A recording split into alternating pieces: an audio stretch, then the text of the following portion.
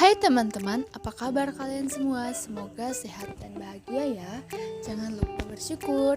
Dengan senang hati, saya Rochanifer kembali menemani teman-teman untuk membahas pemeriksaan akuntansi 2 atau audit 2. Topik pembahasan kita kali ini adalah mendesain dan kinerja analitik substantif prosedur untuk piutang dagang. Sebelumnya kita harus mengetahui apa itu substantif prosedur di dalam audit.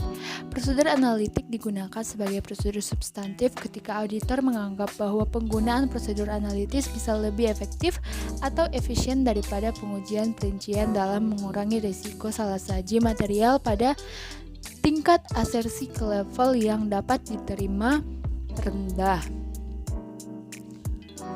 Terdapat 3 jenis pengujian substantif, yaitu 1. Pengujian substantif atas transaksi merupakan tujuan dari pengajuan substantif atas transaksi adalah untuk menentukan apakah semua tujuan audit berkaitan dengan transaksi atau transaction related audit objektif telah terpenuhi. Yang kedua, prosedur analitis mengindikasi kemungkinan terjadinya salah saji dalam laporan keuangan. Kedua, mengurangi pengujian terinci atas saldo. 3, memahami bidang usaha klien. 4, menetapkan kelangsungan hidup suatu satuan usaha. Dan yang ketiga adalah pengujian terinci atas saldo. Hampir sama halnya dengan pengujian atas transaksi, pengujian rincian saldo harus dilakukan dengan memenuhi semua tujuan audit yang berkaitan dengan saldo bagi masing-masing akun yang signifikan. Dan yang terdapat 3 jenis pengujian substantif, namun fokus yang akan kita pelajari ada prosedur analitis substantif, di mana kita menguraikan cara mendesain dan kinerja analitis substantif prosedur untuk dibayarkan. Baiklah, langsung saja. Kinerja analitis substantif prosedur. Ada 8 prosedur untuk melaksanakan pengujian substantif, yaitu 1. Pengajuan pertanyaan kepada para karyawan yang berkaitan dengan kinerja tugas mereka.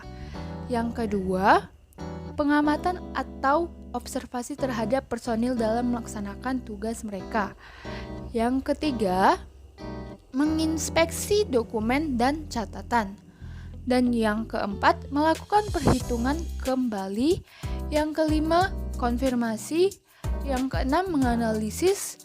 Yang ketujuh adalah tracing atau pengusutan. Dan yang terakhir adalah vouching atau penelusuran. Mendesain analitis prosedur substantif. Penggunaan prosedur analitis merupakan hal penting dalam siklus akuisisi dan pembayaran seperti pada siklus lainnya, terutama untuk mengungkapkan salah saji dalam utang. Auditor harus membandingkan total beban tahun berjalan dengan tahun sebelumnya untuk mengungkapkan salah saji dalam utang dagang dan akun beban. Oleh karena akuntansi merupakan sistem 2 sisi, maka salah saji dari akun beban biasanya juga menghasilkan kesalahan dalam mencatat utang. Contoh dari prosedur analitis: 1. Melakukan review atas penggunaan rasio dari laporan kinerja atau keuangan selama beberapa periode. Misalnya, perbandingan aset sekarang dengan utang jangka pendek haruslah diberlakukan sama dalam setiap periode, kecuali ada kebijakan lain yang ditetapkan yang berhubungan dengan piutang, barang persediaan, dan hutang yang terjadi. Yang kedua, melakukan analisis atas grafik penyerapan anggaran yang dilakukan oleh Satker. Kondisi ini haruslah terjadi secara gradual dan sesuai dengan perencanaan yang ada. Apabila terjadi loncatan yang terlalu signifikan dan tidak sesuai dengan perencanaan yang ada, maka manajemen kemungkinan tidak melakukan evaluasi pelaksanaan pekerjaan secara timely manner. Demikianlah topik pembahasan mengenai desain dan kinerja analitik substantif prosedur untuk piutang dagang. Semoga bermanfaat and thank you for watching.